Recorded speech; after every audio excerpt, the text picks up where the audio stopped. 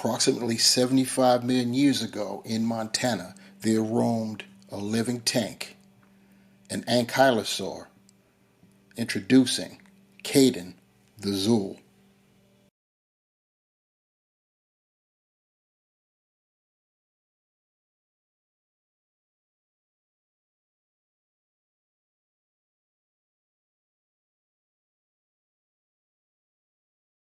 Hello, welcome to Ruckosaurus Rex, the channel where we review and discuss all things dinosaur and other prehistoric animals. Hope you guys are doing well out there. Let's jump right into it. You see what we got going on. We have an offering from PNSO. This is part of my cleanup tour. I had a few models from last year that I didn't get around to doing. We're now in the new year, 2024, and with the completion of this review, I will have been all caught up with my 2023 models. And with PNSO here, we have number 78 in the line. This is not the latest. Next to the latest from PNSO was the Alamosaurus. This is Cayden the Zuul, an ankylosaur from Montana, and it existed about 75 million years ago. It was around 20 feet long, so it was a sizable ankylosaur. One of the things that this is known for is really, where it gets its props from is that it is I believe the only North American ankylosaur. North American is the key here. That has we've recovered a complete skull and a complete club at the end of the tail. So we know what the tail club looks like. We have the dimensions on the rather sizable head, I should say, and so that's pretty cool. Even the type species Ankylosaurus itself, we don't have full clubs or heads, so this is pretty good. It was an excellent find. Anyway, as far as our packaging is concerned, you saw what was going on when it was going 360 degrees, so you know that what you see here on the front is what you're going to see on the back. And at the top, they're showing Cayden from the top. Normally, you'd see a profile of the species in question, but PNSO is blessing us with a bird's eye view, so you could see all of the osteoderms and spikes and everything else. Looks pretty cool.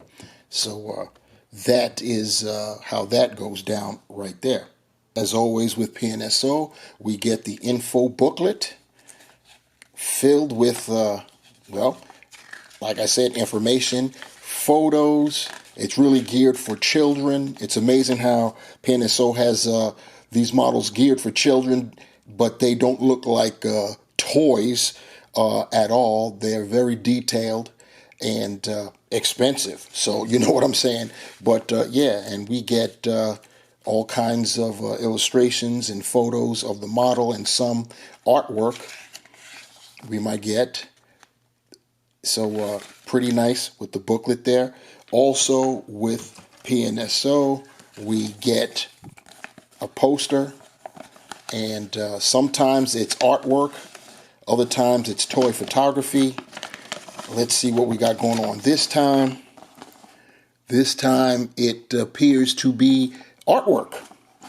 Pretty good. I always like when it's artwork. I think it's a bit of a cheat when you do the toy photography. Leave that to us collectors and our imaginations to do that. So we get those two items that normally come with PNSO product. Here's our boy Cayden the Zuul, and you can see out of the packaging. I can tell you as I'm doing a look at the model and then looking at the illustration on the packaging, that PNSO did a pretty good job of replicating what we see on the packaging in the true form of the model itself. A lot of times with PNSO, what we see on the packaging is not what we get, or in the promo art as well. This time, yes, we do. So you see the model right there, and it is a beauty. Ankylosaurus, I tell you, they with the spikes and just their overall appearance.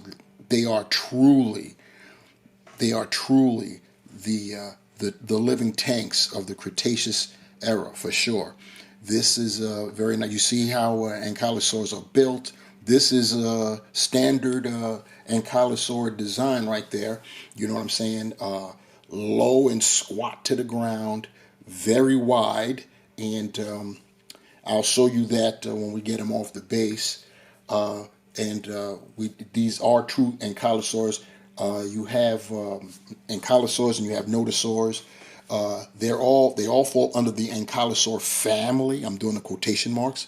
The difference is that ankylosaurs have bona fide clubs at the end of their tails, whereas nodosaurs, they have the armament, and in a lot of cases they have even more prodigious spikes coming out the side or the top of their backs, but they lack the clubs. I stated earlier that the Zuul was about 20 feet long. This model is 6.9 inches long, and when you do the estimates, that comes out to a 1/35 scale representation. It comes out, it would be representative of a 20-foot long animal. So your 1/35 scale thirst has been quenched. I know mine has. Anyway, looking at the model itself, get that straight on view. The head, looking, if you look down at the head, it's got spikes on it as well. The head, it was even armored. It's just crazy. And PNSO has sculpted this with the mouth open, and there is paint in there. You can see that tongue right there, so that's pretty cool. You got the nostrils. You've got the eyes are yellow with black pupils. And here's that bird's eye shot I was telling you about. So you could see how wide and squat this animal was. You see all the osteoderms and the spikes at the top there. They're like rows, pretty symmetrical rows. I don't know if that's supposed to be, would that be considered accurate, or this is just artistic license. Doesn't matter, it still looks good. And then when you look at the side, speaking of rows, you've got dual rows of side spikes coming on. So making it really, really tough for a predator to get in. Can't get in from the top, can't get in from the sides. You know what I'm saying? Can't get in, can't even try to like bite the tail, because look at that spike work at the tail there. Pretty nice. And then, of course, the business end. You got that club.